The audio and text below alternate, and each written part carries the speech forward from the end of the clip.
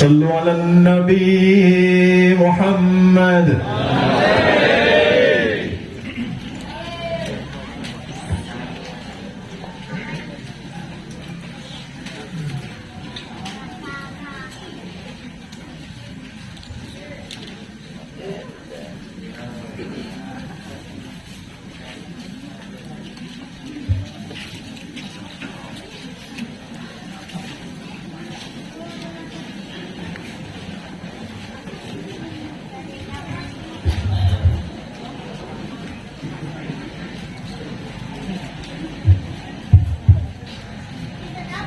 Assalamualaikum warahmatullahi wabarakatuh. Waalaikumsalam warahmatullahi wabarakatuh. Alhamdulillahilladzi an'ama alaina wa hadana ila dinil Islam. Wassalatu wassalamu ala ashrafil anam Sayyidina wa habibina wa maulana Muhammad sallallahu alaihi wasallam wa ala alihi wa ashabihi wa azwajihi wa dzurriyyatihi wa ahli baitihil kiram, amma ba'du. Faqad qala Allah ta'ala fil Qur'anil Karim wa huwa asdaqul qailin. A'udzu billahi minasy syaithanir rajim. Bismillahirrahmanirrahim. Wa la taqulu liman yuqtalu fi sabilillahi amwat bal ahya'u walakin la tash'urun. Sadaqallahul azim. Wa qala Allah ta'ala aidan, a'udzu billahi minasy syaithanir rajim. Bismillahirrahmanirrahim. Ya ayyuhan nasu taqu rabbakumul ladzi khalaqakum min nafsin wahidah wa khalaqa minha zawjaha wa batha minhuma rijalan katsiran wa nisaa wattaqullaha alladzi tasaaluna bihi wal arham innallaha kana 'alaikum raqiba. Shadaqallahul azim. Wa qala Allah ta'ala aidan, a'udzu billahi minasy syaithanir rajim. Bismillahirrahmanirrahim. Qad aflaha man tazakka wa dzakara isma rabbih fasalla bal tu'sirunal hayatad dunya wal akhiratu khairu wa abqa. Shadaqallahul azim. Wa qala an-nabiyyu sallallahu alaihi wasallam, man qala la ilaha illallah dakhalal jannah. Wa qala aidan, ittaqullaha fin nisa fa innakum akhadtumuhunna bi amanatillah wastahlaltum furujahunna bi kalimatillah. Sadaqallahul azim wa sadaqa rasuluhul habibul karim wa nahnu ala dzalika minasyahidina wasyakirin walhamdulillahi rabbil alamin. Hadratul mukarramin, para kiai, para kesepuhan, para ustadz, alim ulama, tokoh masyarakat, bil khusus yang sangat saya muliakan keluarga besar Ibu Nyai Quraisyin, yakni juga almarhum al-maghfurlah Ki Haji Amar Sakroni. Mudah-mudahan beliau di alam barzakh senantiasa diberikan tempat yang lapang, diberikan limpahan rahmat, sobibar rahmat minallahi ta'ala, dan senantiasa diampuni segala kesalahan dan kekhilafan beliau, dan mudah-mudahan ditempatkan di tempat yang layak di sisi Allah. juga yang sangat saya muliakan sahibil wilayah, para ketua RW dari 04, 05, 06 beserta para ketua RT, juga segenap pengurus PKM masjid sekitarnya. Mudah-mudahan semuanya pun mendapatkan rahmat barokah dari Allah Subhanahu wa Ta'ala. Tak ketinggalan pula keluarga besar dari Al-Maghfurlah yang dari Demak jauh datang sampai ke Villa Raja dalam keadaan sehat walafiat, yang besok nanti akan menjadi kunci keabsahan pernikahan Ananda Himayatun Nadiyah, yang insya Allah akan dijodohkan oleh Allah, berjodoh atas izin Allah dengan Ananda Yusuf Muhammad Arifin.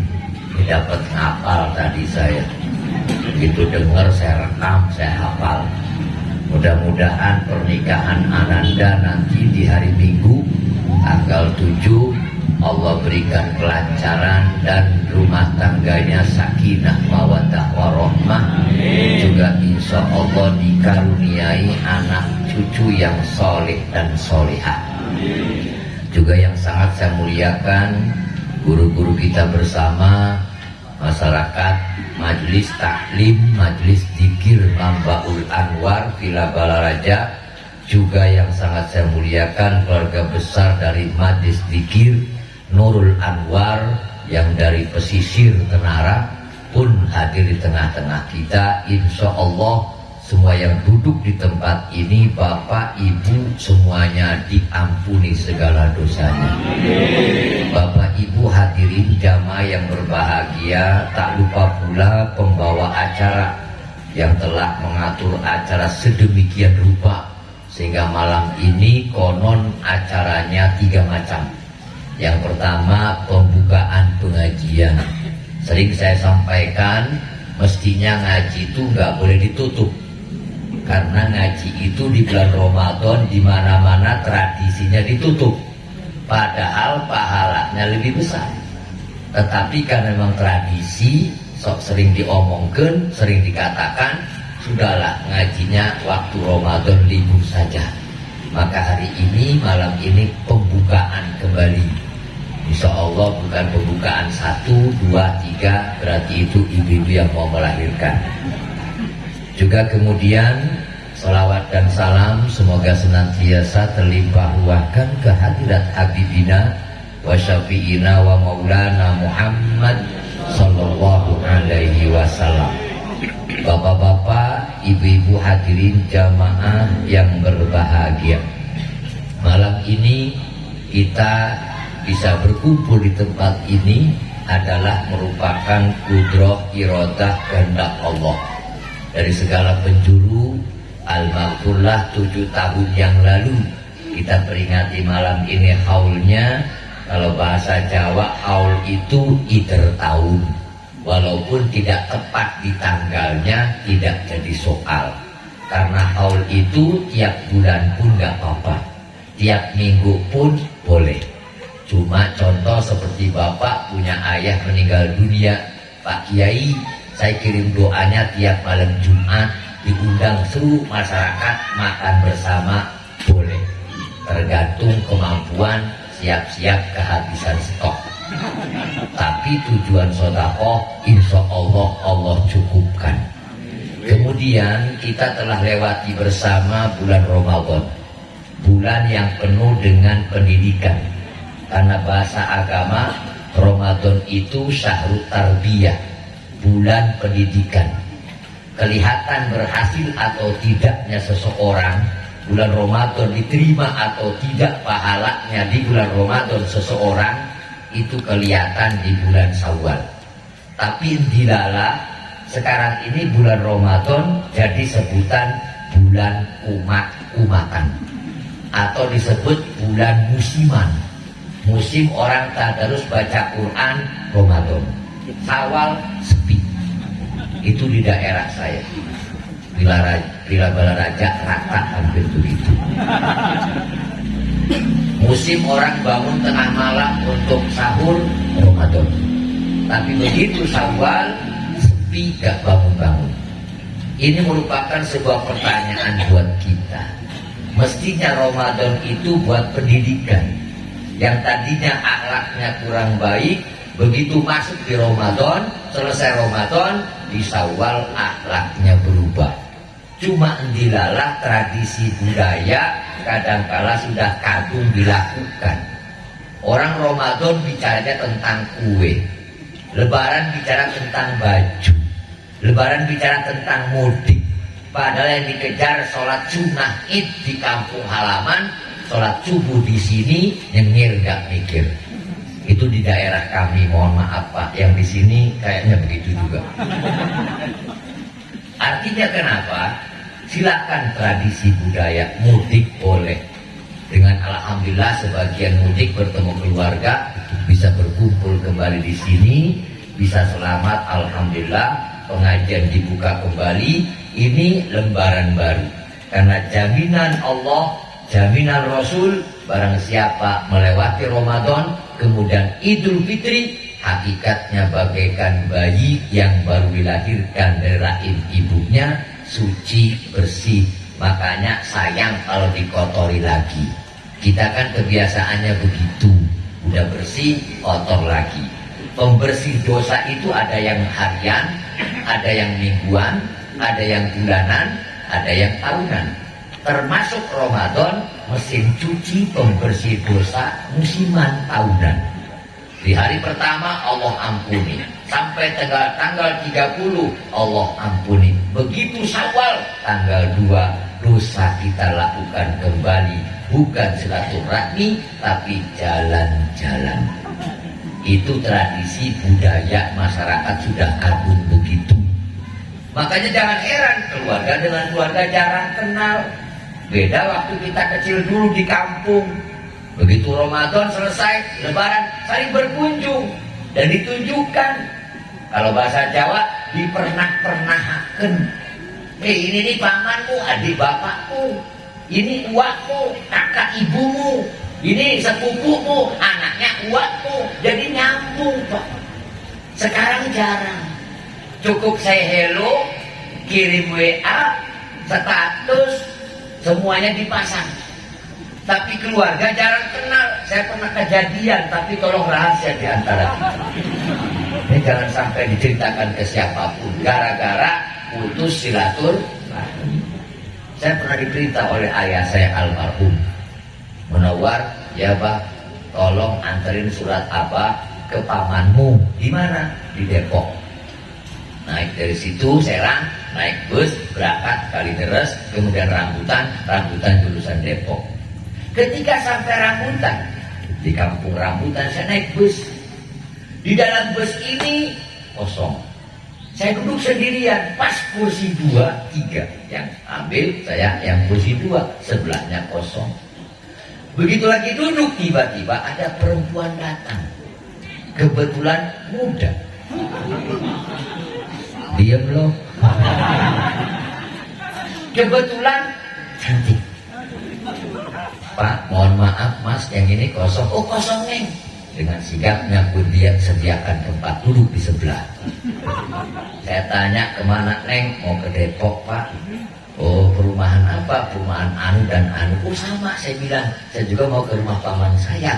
Dan perumahannya itu juga. Oh iya, ngobrol ngalor ngidul. Begitu turun dari bus, ini gara-gara putus silaturahmi. Turun dari bus, dia langsung naik motor, ngojek, langsung ke rumahnya, mungkin nggak tahu blok mana. Saya nongkrong dulu, ngopi di warung. Atas selisih mungkin setengah jam, hampir 40 menit, saya ngopi dulu, ngerokok dulu, baru saya cegat ojek. Mang, tolong anterin alamatnya ini, blok Anu, nomor sekian. Begitu sampai ke rumah paman saya, Assalamualaikum, waalaikumsalam. Munawar, oh iya Mang, ada surat dari Abah Mang. Coba sini, lihat, duduk dulu. Sehat, sehat alhamdulillah. Neng, coba kesini, bikin kopi nih. Ada kakakmu dari Serang. Begitu muncul dari dapur, yang tadi. Untung gak saya apa-apain.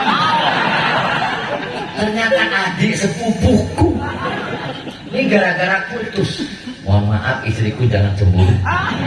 Saya bawa beliau. sebagai saksi bahwa saya tidak selingkuh. Nah ini pertama, Ramadan, Lebaran itu begitu. Coba kalau Anda lihat, ketika sudah dibersihkan oleh Allah, dilalah kenapa setelah Ramadan kita kotori kembali. Maka Rasulullah SAW dalam riwayatnya, ketika malam takbir terjadi, orang baca takbiran, Rasul sedang duduk bersama sahabat di sebuah masjid di kota Madinah.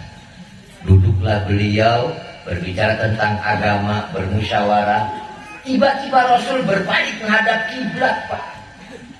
Beliau angkat kedua tangannya, tidak ada yang diucapkan kecuali 3 kata, amin, amin, amin.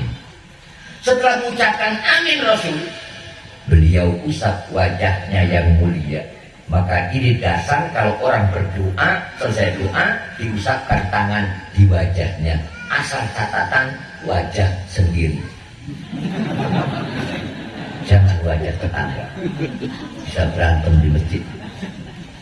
Ada orang yang berdoa kadang-kadang harusnya etikanya mengangkat tangan, Pak.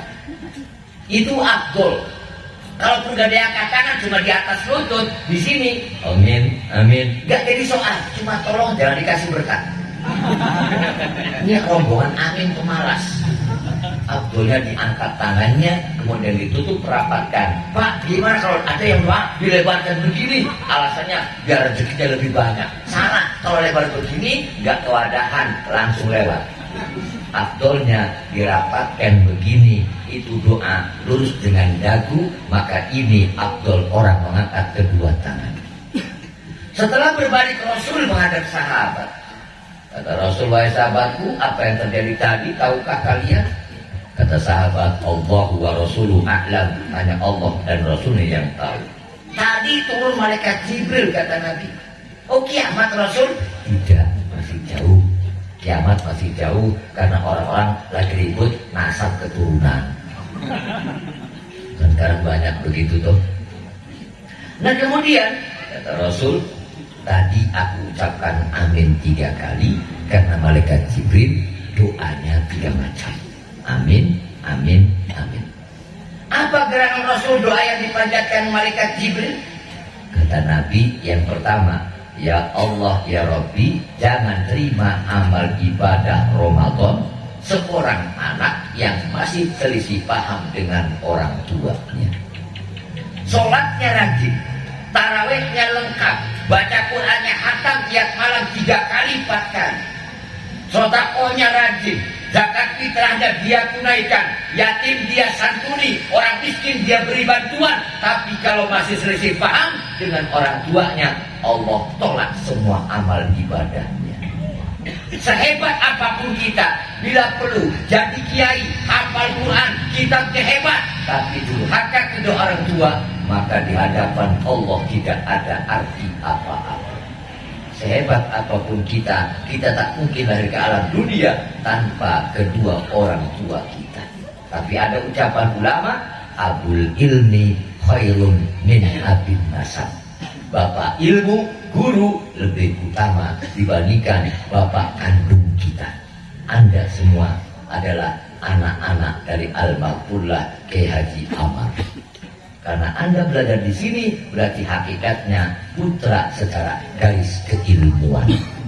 Kalau orang tua cuma wadahnya, kalau guru intan permatanya.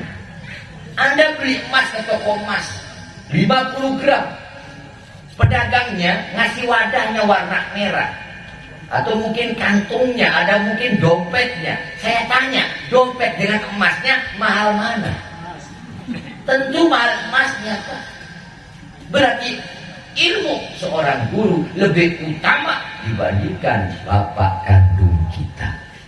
Cuma kadang-kadang zaman sekarang ke guru ada bahasa bekas.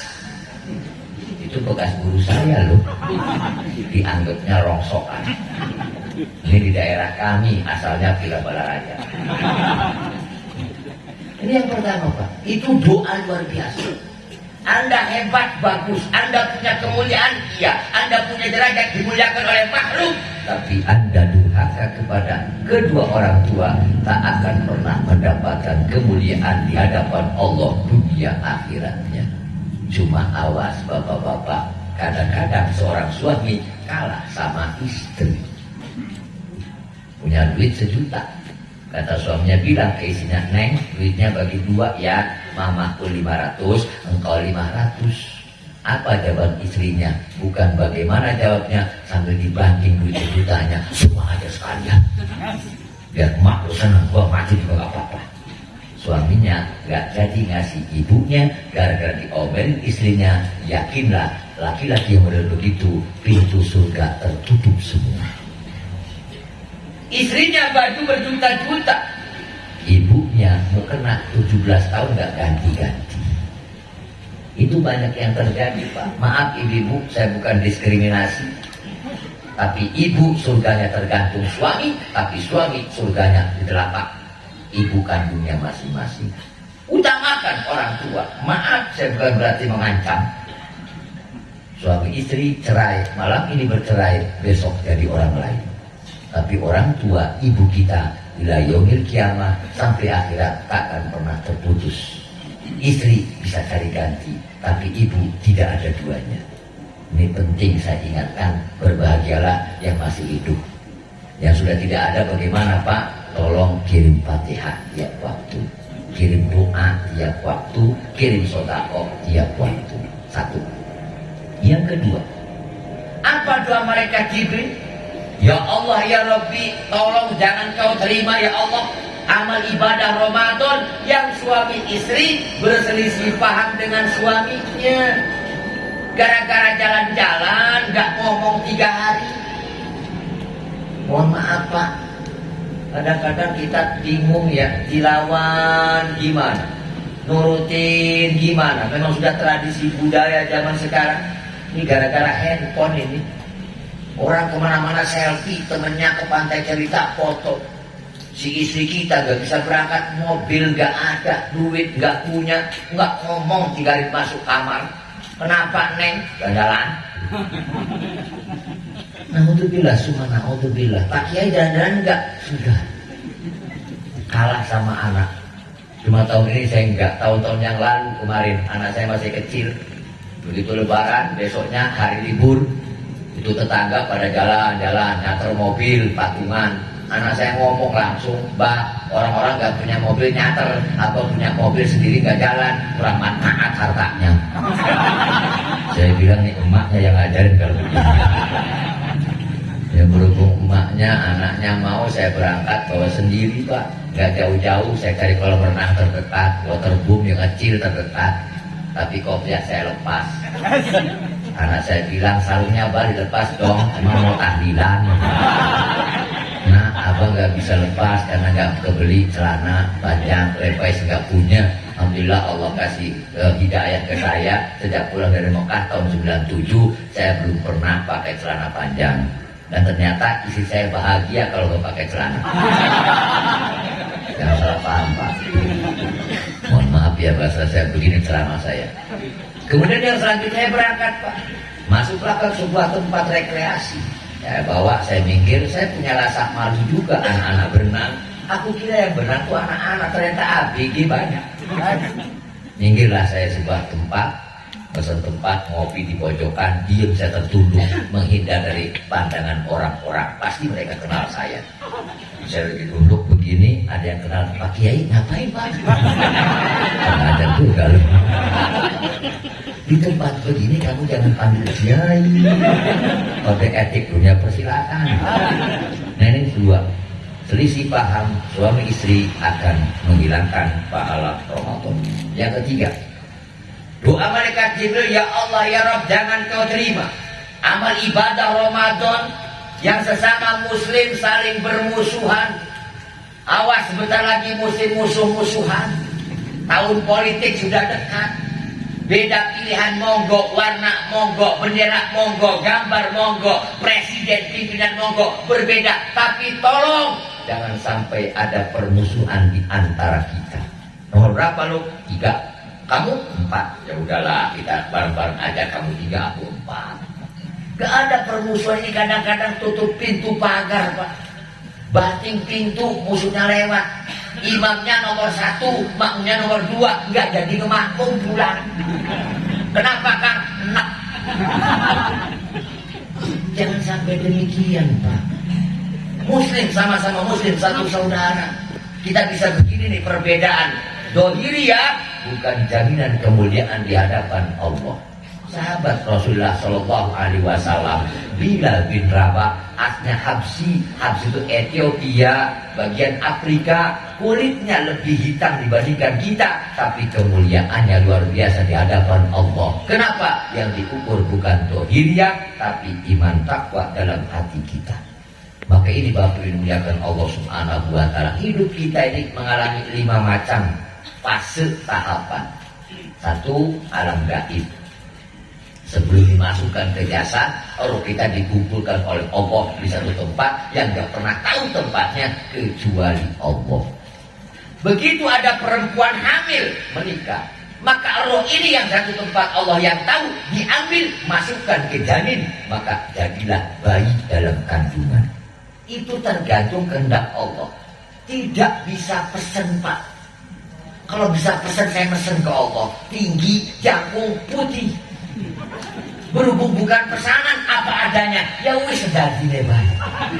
Modelnya begini. Maka tidak pernah ada yang tahu alam gaib.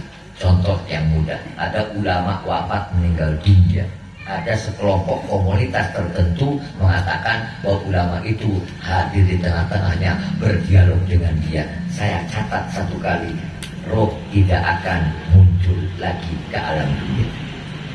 Karena ketika wafat ditempatkan oleh Allah di tempat yang tidak tahu tempatnya. Usai berkomunikasi dengan anu, bohong.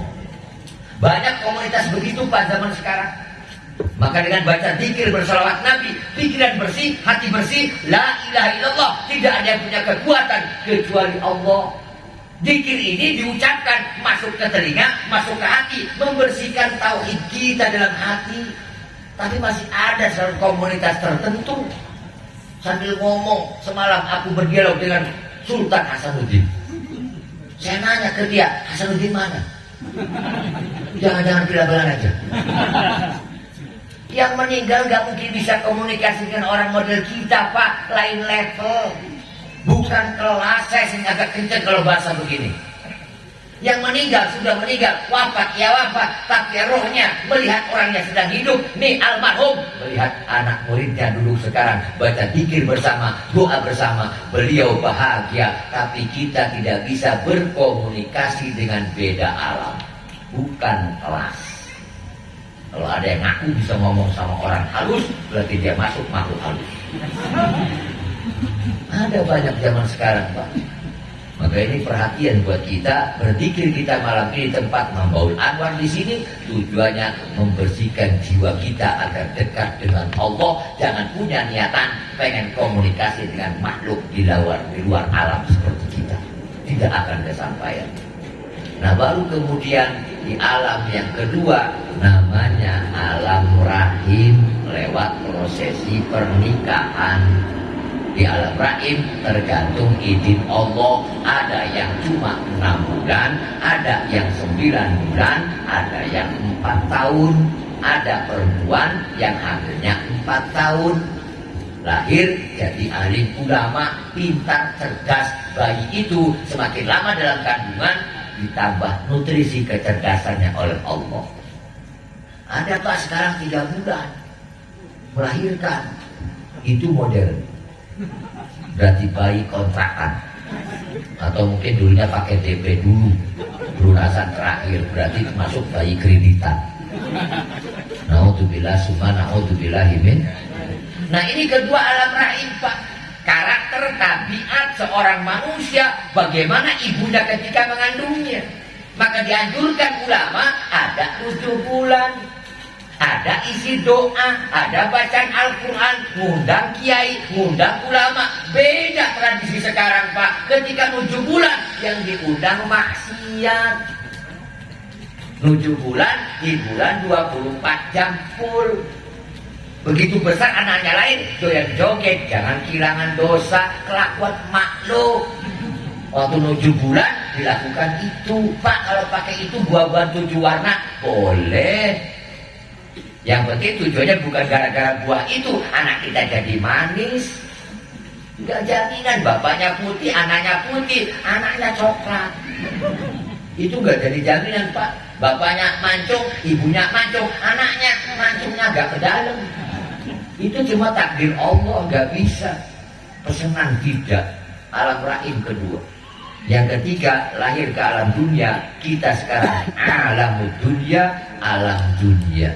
Dunia itu asal makna dari dana. Dana itu rendah, hina. Kalau orang muter-muter cari dana, siap untuk rendah. Pengen bangun masjid, cari dana, boleh, nggak apa-apa. Tapi harus belajar, hatinya sabar, direndahkan. Kok nagih iuran itu, bingung, ngutangin gak, tapi nagih. Makanya siap hatinya harus sabar. Orang kalau hidupnya di dunia nafsu tentang dunia, ini tolong. Berarti dia menghinakan dirinya. Dulu zaman Nabi Nuh alaihissalam, saya cerita sedikit, ada seorang pemuda meninggal dunia, umurnya 800 tahun. Karena zaman Nabi Nuh itu minimal itu orang meninggal 200 tahun. Ada yang 1500 umurnya kaum Nabi Nuh. Begitu meninggal dunia, ibunya nangis, ketemu sama Nabi Nuh. Ya ibu, kenapa kau menangis? Anakku meninggal, Nabi. Masih pemuda, bujangan. Berapa umurnya? 800 tahun. Pemuda 800 tahun. Masih muda umurnya 800 tahun. Karena umat-umat terdahulu ribuan tahun umurnya. Cuma umat Nabi Muhammad paling banyak kafrahnya, golibnya 63. Yang 70 tahun jarang, Pak. 100 tahun hampir jarang. Makanya kita bersyukur diberikan hidup sebentar, gunakan sebaik-baik mungkin. Akhirnya ibunya ngomong ke Nabi Nuh, Nabi Nuh, aku sedih, anakku ditinggal. Kata Nabi Nuh, jangan sedih. Nanti menjelang kiamat ada umat Nabi Muhammad SAW umurnya pendek-pendek, tapi nafsunya seperti orang yang berumur 1000 tahun. Bikin rumahnya kekuatan 100 tahun, 200 tahun gak bubar-bubar, tapi dia umurnya cuma 63, nafsunya gede. Model kita, Pak. Orang dulu kan hidup apa adanya, bebas penyakit, sederhana. Di kampung-kampung waktu dulu lihat, orang dulu tuh sehat, karena rumahnya gak pakai lantai, tanah. Tanah ini nyerap mang, anget kalau malam. Siangnya kena matahari, malamnya hangat. Itu kalau rumah tanah, nggak pakai lantai. Masuk ke pori-pori kaki, masuk ke dalam. Orang dulu jarang kena rematik, karena langsung ke tanah, tidurnya di tanah, nggak ada penyakit. Sekarang naik, maju, masih semen, naik lagi, keramik, naik lagi, marmer, naik lagi, granit, masuk rumah, pakai sendal. Kenapa? Penyakitan. Bener nggak? Orang dulu itu rumahnya pakai bilik, nih bahasa Jawa itu bilik itu bambu yang dibelah dianyam, anginnya semeriwing. Nih gerah malam hari itu nggak pusing-pusing, pakai bambu juga dilipat, jadinya dianyam, jadi bahasa Jepangnya ilir. Itu ngeplek begitu adem. Naik maju modern, ganti kipas angin, pakai colok beres. Maju lagi blower pakai air. Maju lagi air conditioner AC. Kalau terbolong temboknya dirapetin, kenapa dirinya kurang, pantas adzan subuh gak kedengeran. Ya enggak. Majunya itu maju jauh dari agama kebanyakan. Mudah-mudahan kita tidak termasuk golongan itu. Jauh orang dulu jalan kaki, Pak, 2 kilo 3 kilometer. Saya kelas sekolah SD dulu, dari rumah saya ke tempat sekolah saya 3 kilo jalan kaki bolak-balik. Jarang pakai sepatu itu dulu. Sekarang kemana-mana pakai motor. Beda RT saja sini pakai motor. Penyakitnya numpuk. Orang dulu jalan kaki, Pak. Nah ini alam dunia. Maka di alam dunia ini berjodoh. Kita kembali ke pokok masalah pernikahan. Ananda kita Himayatul Nadia dan Yusuf Muhammad Mansur, ya, Arifin, lupa. Besok mana nanti hari Minggu akan nikah. Mudah-mudahan Allah berikan kelancaran. Amin. Cuma perlu diperhatikan biar tahu tartibul bulat, runtutan wali. Kalau nggak ada bapaknya, kakeknya. Nggak ada kakeknya, satu saudara kandungnya. Kalau ada saudara kandungnya yang laki-laki sudah balik, itu saudara kandung dari pengantin perempuan. Nggak ada saudara dari bapaknya, kakaknya bapak, adiknya bapak. Nggak ada juga anak dari kakaknya bapak. Nggak ada juga cucu dari anak bapaknya kakaknya. Bingung situlah. Nggak boleh loncat, Pak. Contoh ada seorang perempuan punya bapaknya nggak tahu kemana. Tak Palembang, tak Lampung. Itu nggak bisa loncat ke yang lain selagi belum ada kabar pasti bahwa dia sudah meninggal. Oh, udah yang ada saja nggak bisa. Saya pernah ditarik begitu, Pak. Kakeknya ada, bapaknya meninggal dunia, perempuan yatim, kemudian kakeknya ada, masih hidup, cuma sakit, beda desa. Saya jadi saksi waktu itu, mana walinya. Saya kan kenapa ke perempuan? Ini ponakan saya, anaknya kakak saya pamannya. Oh, kakeknya ada nggak? Ada bapak saya. Di mana? Di rumah. Bawa sini. Sakit Pak Haji. Gak tahu. Gak bisa Pak Haji. Kata saya kok gak bisa. Cukup si pagilah saya ajak Pak Haji. Silakan saya pulang. Ngapain menyaksikan pernikahan yang tidak sesuai dengan aturan? Susul bapaknya digotong Pak, naik motor. Pak Haji menjadi nyiksa. Bukan nyiksa keabsahan pernikahan. Daripada saya saksikan dia walinya ada tapi loncat ke yang lain, loncat tartibil wulan, berarti pernikahan tidak becus, maka saya dapat dosa seumur-umur. Saya kalau nggak akan nikah agak galak Pak. Nauzubillah min dzalik. Tadi itu perlu kata orang dulu, babat bibit bobot. Babat itu lambung, babat itu nih bahasa Jawa itu jeruan kebo. Isinya rumput, makanan, cari jodoh tuh yang babat. Artinya minimal punya harta, bukan numpang hidup, cuma sementara. Boleh cari pasangan hidup yang kaya perintah Rasul, tapi jangan jadikan tujuan utama. Kenapa? Kekayaan tidak menjamin kebahagiaan.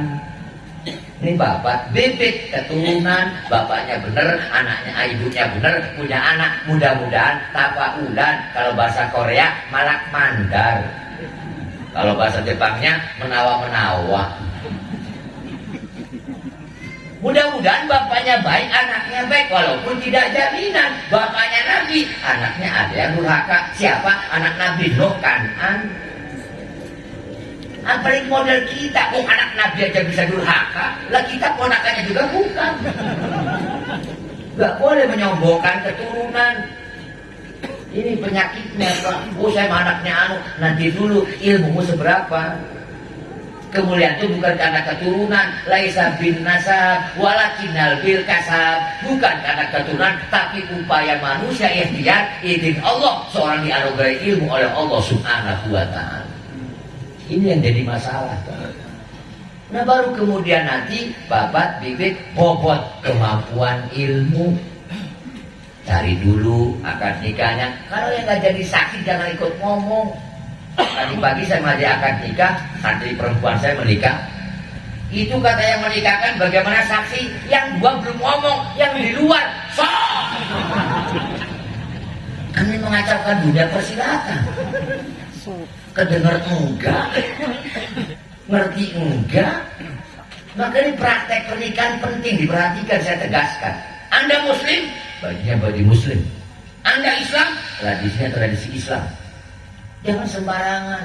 Cuma saya fleksibel Pak. Pak Kiai kalau belum menikah akan nikah duduknya branding, belum ijab kabul, boleh nggak? Kan haram bukan suami istri belum nikah. Udahlah, nggak usah dibahas. Kejauhan, waktu mau nikah nggak boleh rendeng, waktu hajatan dipisah. Ikhwan. Kemarin dibonceng seminggu gak diomongin. Itu di daerah saya ada yang kenceng itu kalau selamatan sebelah ikhwan, prasmanan dipisah, pengantinnya dipisah, kini kan gak boleh. Ya Allah, lo kemarin ngojek itu tukang ojek mamang lo. Biasa saja lah. Kalau saya fleksibel Pak. Baji, pengantinnya gimana nih? Apa laki-lakinya suruh keluar? Apa nanti perempuannya keluar biar setelah tidak kabul? Saya bilang terserah Anda. Saya tamu, bagaimana tuan rumah? Gak usah neko-neko, orang dulu tuh begitu, Wali Songo tuh ngajarkannya begitu, ulama dulu tuh gak ribet, simple. Kan gak boleh dibikin ribet lah. Saksinya tolong yang ngerti. Jangan sembarangan asal punya jabatan orang kaya, bos sudah disaksi. Tanya dulu, dia nggak paham nggak tentang hukum nikah? Kejadian pernah Pak. Pengantinnya santri, si suaminya juga bapaknya santri. Kata si penaibnya tanya, pengennya pakai bahasa apa? Arabia, pakai bahasa Arab. Kata naib, siapa takut? Saksi siap. Kata pengantin naibnya bilang, ya Muhammad Munawwar Halili, contoh saya. Mudah-mudahan ijabah. Ya Muhammad Munawwar Halili, angkahtuka wa zawajtuka mahtubataka Maryam binti Ahmad alladhi wakkalani aluha bimahri isrina graman zahaban halan. Saya pengantin laki-lakinya, qabil tu nikah wa tazwijaha bil mahril madhkur halan. Kata naib nanya ke saksi, gimana saksi? Tadi ngomong apa ya? Yang model begitu jangan dipakai Pak. Pertanggungjawaban dunia akhirat itu. Wong saksi itu penting. Kalau bicara lebih jauh lebih halus Pak, musibah dah. Orang yang pernah memperlihatkan auratnya kepada umum itu nggak boleh jadi saksi. Kalau bahasa halusnya lebih dalam lagi, nggak bisa dipercaya jadi saksi. Masuk masjid nggak pakai penutup kepala itu nggak boleh jadi saksi. Ini bahasa tasawuf tapi jangan dipakai. Kita nggak pernah tahu dalamnya iman seseorang. Yang biasa-biasa saja. Satu. Yang kemudian Bapak dilakukan Allah Subhanahu wa Ta'ala juga teliti. Ini anak perempuannya dulunya bagaimana? Bapak ibunya di kampung kan sekarang jadi kejadian lagi rame Pak, tiap tahun dinikahkan itu sudah berisi. Ini banyak. Maka penting dicatat harusnya petugas desanya, RW-nya, RT-nya. Tanggal sekian, tahun sekian, si Anu binti Anu hamil 6 bulan, tapi belum nikah. Catatan penting. Kenapa? Untuk masa depan. Begitulah anak perempuan kan butuh wali Pak. Ini hukumnya nih. Naudzubillah contoh saya menghamili perempuan. Dia udah 6 bulan hamil baru dinikahkan. Lahirlah anak perempuan. Saya dengan bayi itu walaupun dinikahkan dengan ibunya, wudhunya batal, halal dinikah. Ulangi. Saya laki-laki punya pacar perempuan, dihamili oleh saya, dia hamil 6 bulan baru menikah. Menikahnya setelah hamil lahir bayi perempuan. Itu si bayi itu dengan saya, wudhunya batal. Ketika dewasa 17 tahun saya nikahin, halal. Maknya dinikah, istri mudanya, anaknya. Kan lumayan. Itu hukum. Walinya wali hakim. Ini banyak yang terjadi Pak. Kejadian saya kecolongan pernah. Diundang di tangga kampung saya. Pak Kiai, hadir Pak Kiai ceramah. Siap. Ngeriuk Pak, iya. Jangan sekali 10 saya ada ini.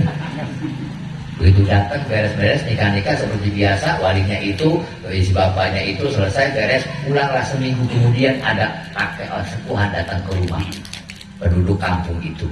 Assalamualaikum, salam. Ada apa Mang? Kiai Jimeleng. Kenapa Mang? Kemarin itu aku nikah itu anak perempuannya. Dulunya itu ibunya hamil duluan, melahirkan anak perempuan itu. Kenapa kamu gak ngomong? Katanya wali hakim. Kau bapaknya jadi wali. Kamu nih Kiai kurang bener ini. Emosi saya. Ngomong apa Mamang ini? Yang salah itu Mamang penduduk sini yang tahu riwayat. Saya Mamang pendatang, harusnya Bapak yang kasih tahu saya. Kan udah seminggu Pak. Itu 2 cangkir mungkin udah. Ngopinya jangan dibahas terlalu dalam. Nah, ini besok akan nikah terjadi, kita doakan bersama. Mohon maaf Neng Nadia, rumah tangga itu, jodoh itu tanamkan bahwa ini takdir Allah. Nah itu kan ibadah. Seperti saya menikah dengan istri saya tanpa pacaran. 7 hari ketemu, 10 Ramadan ketemu, 17 Ramadan menikah. Alhamdulillah.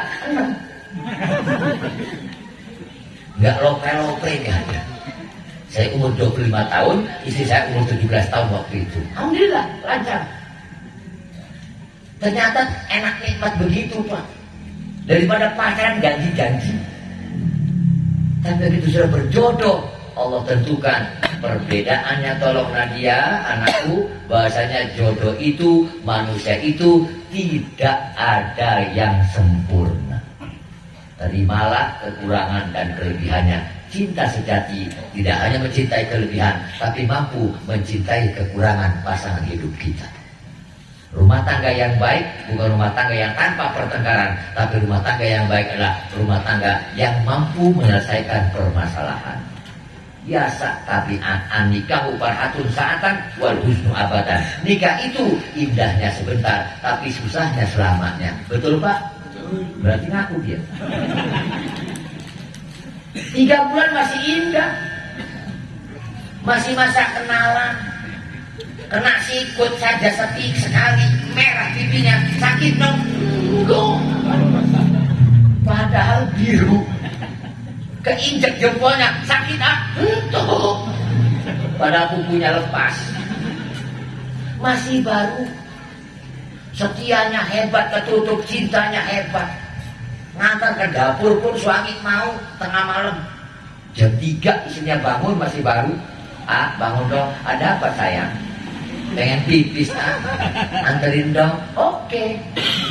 Padahal jam 3 malam capek, berhubung masih baru, suami nurut. Anterin sampai dapur, kamar mandi, ditungguin. Selesai neng, udah yuk kita tidur lagi. Diantar. Coba pengantin lama. Punya anak 4, 3 jam 2 malam, tengah malam, ada maling. Bukan pengen pipis ke belakang itu takut ada hantu. Kamu kan ini rumah kamu, masa udah lupa jalan, lurus kanan. Bukan begitu, jam 2 malam takut ada hantu. Gak usah pusing, hantu juga takut lihat kamu. Ini suami kurang ajar. Itu mohon maaf Nang Nadia ya, itu rumah tangga masih baru tuh indah. Tapi nanti persoalan akan muncul biasanya di 1 tahun pertama. Saya dulu waktu pesantren, di guru saya pernah ngomong begini, Munawar, ya. Rumah tangga itu ujiannya ada 4. 3 tahun, 6 tahun, 9 tahun, 12 tahun. Waktu itu si pondok saya nggak ngeh apa yang beliau bicarakan, tapi ketika berumah tangga baru saya pahami. 3 tahun pertama Munawar, orang rumah tangga itu masih cari makan, cari belanja, masih pas-pasan kiri kanan. Ini dapat, besok hilang, sekarang dapat, besok habis. Itu 3 tahun pertama. Udah nginjek ke tahun keempat, biasanya pengen punya rumah, pengen punya tempat tinggal, punya kedudukan. Sudah punya rumah, nanti di tahun yang ketiganya, mana tiganya? 7, 8, 9, godaan badai rumah tangga. Suaminya pengen nikah lagi, istrinya demen ke suami orang, itu ujian. Nanti 12 tahun akidah. Kalau 10, 11, 12 itu godaan akidah. Mengaku paling hebat, belanja sudah punya, rumah sudah punya, kedudukan sudah punya, kendaraan sudah punya, semua cukup. Yang ada sombong. Dulu gak kepikir, Pak. Ketika berumah tangga betul ternyata 3 tahun masih pas-pasan belanja sana sini, pengen makan saja susah. Saya ngerokok aja, utang ke warung gak berani sebungkus, 2 batang paling. Kenapa? Belum ada penghasilan, ceramah belum laku, yang undang gak ada. Bikin tempe saya pakai sepeda muter. Pernah dimarahin sama tukang warung gara-gara tempenya busuk. Assalamualaikum, teh nambah apa? Bosok. Ibu nangis, Pak, pakai sepeda. Itu di tahun 99. Pakai sepeda 98, 99. Ya Allah, ya Rob. Begitu saya 2002 jadi penceramah, itu tukang warung tuh ngundang ceramah saya. Dia tahunya orangnya tahu, tapi nama nggak tahu. Namanya tahu, orangnya nggak tahu. nyuruh orang. Kalau undangin Haji Munawar ceramah ke sini, katanya penceramah muda baru, diundang datang ke rumah dia. Begitu duduk, dia nyuguhin kopi, tukang tempe. Saya bilang, ngomong sih. Tukang tempe kita kan. Itu proses hidup begitu, 3 tahun Pak perang. 3 tahun, makanya anak pertama saya kasih nama Nur Fikri Ridho, cahaya pikiran yang terima apa adanya, ridho, rela, hidup pas-pasan. Nah ini proses semua berjalan Pak. Maka nggak bisa manusia itu. Kemudian 3 tahun yang kedua, bener istriku pengen punya rumah. Ayang, ada apa Beb? Gak percaya, tanya masih hidup tuh. Dia manggil saya Ayang Beb. Oh Kiai kok begitu romantis? Apa pengen punya rumah sih, kita masa nyampur sama mertua, sama ibu. Saya gak mau di mertua, gak juga di rumah ibu kita. Walaupun istri saya perempuan satu-satunya, yang lain laki-laki, anaknya 6 mertua saya. Istri saya cuma perempuan satunya, yang lain 5 laki-laki. Harusnya menantu andalan. Tapi saya berjanji pada istri saya, buktikan wahai sayangku, Haji Munawar akan wujudkan rumah untukmu. Alhamdulillah dapat utang. Merdeka ternyata Pak. 3 tahun selanjutnya, benar kata guru, ada perempuan lain mampir di hatiku. Godaan kah? Bukan, kenikmatan Pak. Itu terlewati sudah. Yang ke-12 tahun saya rumah tangga ini buat wejangan, buat bekal. Saya bukan nakut-nakutin, tapi biar waspada. Bahasa guru saya betul. Ketika di tahun yang ke-12, ujian saya Masya Allah sombong. Ada tamu datang ke rumah, punya anak perempuan, umurnya 23 tahun.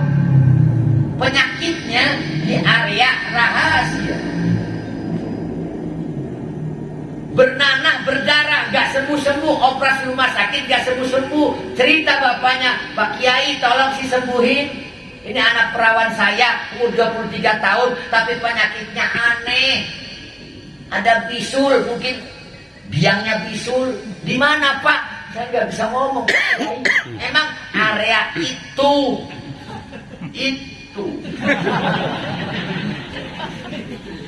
Saya panggil istri saya, Neng, coba periksa Neng. Waduh, Kang Haji sepeci. Saking bengkaknya. 20-an juta saya habis pakai, ratusan juta ini operasi rumah sakit anu-anu, seminggu kering, kemudian minggu depan muncul lagi, gede lagi. Saya punya inisiatif ke sini, tolong bantuin Pak Kiai. Saya nggak biasa Pak. Lah mudah-mudahan doa Pak Kiai diijabah. Ya mudah-mudahan lah Allah kasih jalan. Saya ambil air putih, saya bacain. Nih diusapkan, istri saya yang mengusapkan. Alhamdulillah 3 hari 4 hari kalau udah betul, terus ini lagi kalau sudah kering. Kalau nambah lagi berarti Allah belum kasih jalan. Ternyata enggilalah Allah kasih sembuh, izin Allah. Begitu datang ke rumah bapaknya, Pak Kiai sudah 1/2 bulan gak tumbuh lagi, udah kering sekarang. Ya Allah, hebat doa Pak Kiai. Saya sombong waktu itu. Iyalah, siapa dulu? Sombong. Dia kasih saya 2 juta waktu itu buat beli rokok Pak Kiai. Saya bilang, rumah sakit 30 juta, gua nyampein 2 juta. Sombong. Kalau sudah 4-4-nya beres, alhamdulillah rumah tangga sakinah mawaddah warahmah. Ujian beratnya ternyata 4 langkah itu. Silakan pulang bercermin diri. Sudahkah 12 tahun Anda lewati rumah tangga Anda? Kalau belum, masih ada ujian akidah, kesombongan. Banyak sekarang orang yang punya ilmu tapi sombong, merasa paling baik. Belum tentu Pak. Saya duduk di atas ini cuma kebetulan, beda profesi doang. Doanya mungkin doa Bapak yang diijabah. Saya mungkin doanya masih ada tendensi tujuan yang lain. Kalau bicara Bapak nanya ke saya, Pak Kiai kalau ada ngaji ikhlas? Belum. Masih tergoda oleh keinginan duniawi. Saya ceramah begini, Allahumma gak kasih minum, pasti protes saya. Berarti masih kecampur duniawi, hati saya masih kotor. Semua belajar ikhlas. Maka oleh karena itu Bapak dilakukan Allah Subhanahu Wa Taala. Sekali lagi kita doakan dan semoga pengajian ini majlis zikir Mambaul Anwar mudah-mudahan Ananda Nanti Yusuf Muhammad Arifin mudah-mudahan bisa melanjutkan estafet perjuangan almarhum dengan tempat ini semakin meriah, semakin barokah. Tujuan lillahi ta'ala, tutup telinga, jangan dengar siapapun, yang penting hati kita tujuannya karena Allah. Ujian itu pasti ada, hinaan pasti ada, tantangan pasti ada, tinggal bagaimana kita mensikapi semuanya bahwa ini adalah keputusan Allah. Artinya ada istilah Jawa, sing becik ketitik, sing ala ketara. Kalau dia baik, Allah bakal tunjukkan. Kalau dia jelek, Allah bakal tunjukkan. Semoga kita semua, termasuk guru kita yang di alam barzah yang mendahului kita, Allah tempatkan di tempat yang layak di sisi Allah Subhanahu wa Ta'ala. Dan juga pengajiannya, insya Allah berjalan lancar. Di samping zikir, di samping sholawatan, ada fikih dan sebagainya sebagai tambahan oleh-oleh untuk pulang. Karena zikir untuk rohani, tapi ibadah itu ilmu fikih untuk gerak jasmani ketika kita bersujud kepada Allah Subhanahu wa Ta'ala. Yang ketiga, mudah-mudahan kita doakan bersama Ananda Himayatun Nadia, mudah-mudahan rumah tangganya sakinah, mawaddah, warahmah, langgeng abadi lestari, dan besok hari Minggu Allah berikan kelancaran tanpa ada aral rintangan halangan apapun. Mudah-mudahan kita yang di tempat ini pun semuanya selamat dunia akhirat. Assalamualaikum warahmatullahi Al-Fatihah. Bismillahirrahmanirrahim. Alhamdulillahirabbil alamin arrahmanir rahim maliki yaumiddin. Iyyaka na'budu wa iyyaka nasta'in ihdinas siratal mustaqim. Siratal ladzina an'amta 'alaihim ghairil maghdubi 'alaihim waladdallin. Allahumma salli wa sallim ala sayyidina Muhammadin fil awwalin wa salli wa sallim ala sayyidina Muhammadin fil akhirin wa barik wa sallim wa radiyallahu tabaraka wa ta'ala kulli sahabati rasulillahi ajma'in. Amin Allahumma amin. Alhamdulillah rabbil alamin ya mujibas sa'ilin. Lakal hamdu ya ma'bud hamda yuwafi ni'amahu wa yukafi'u mazidah. Ya Rabbana lakal hamdu kama yanbaghi li jalali wajhikal karim wa li 'azimi sultanik. Allahumma ya Allah taqabbal minna siyamana wa wudu'ana wa salatana wa qiyamana wa takbirana wa qira'atana wa ruku'ana wa sujudana wa ta'midana wa tasbihana wa tadarru'ana wa takhassuana wa la tadri biha wujuhana ya ilal alam ya kharnasin bi rahmatika ya arhamar rahimin. Allahumma fillahu warhamhu wa'afi wa'fuanhu. Allahumma ja'al qabrahu rawdatan min riyadil jinan wa la taj'al qabrahu hufratan min hufarin niran ila yaumil qiyamati bi syafaati Rasulillah sallallahu alaihi wasallam. Allahumma ya Allah ijma' baina Himayatun Nadia binti Haji Amar Sarani wa Yusuf Muhammad Arifin. Ijma' bainahuma ka wa alif bainahuma kama alata baina Sayyidina Adam wa Siti Hawa wa kama alata baina Sayyidina Yusuf wa Siti Zulaikha wa kama alata baina Sayyidina Musa wa Siti Safurah wa kama alata baina Sayyidina Ali karramallahu wajhahu wa Siti Fatimah Az-Zahra wa kama alata baina Sayyidina Muhammadin sallallahu alaihi wasallam wa Siti Khadijah Al-Kubra. Allahumma rabbana hab lana min azwajina wa dhurriyyatina qurrata a'yun waj'alna lil muttaqina imama. Allahumma inna nas'aluka husnal khatimah wa na'udzubika min syarril akibati wa su'il khatimah. Rabbana atina fid dunya hasanah wa fil akhirati hasanatan wa qina adzabannar. Bi fadli subhana rabbika rabbil izzati amma yasifun. Wassalamun alal mursalin walhamdulillahi rabbil alamin. Mohon maaf atas segala kesalahan dan kekurangan. Terima kasih atas segala perhatian. Hadanallahu wa iyyakum ajmain. Usikum wa nafsi bitaqwallah wal muwaffiq ila aqwamit thariq. Wassalamualaikum warahmatullahi wabarakatuh. Waalaikumsalam.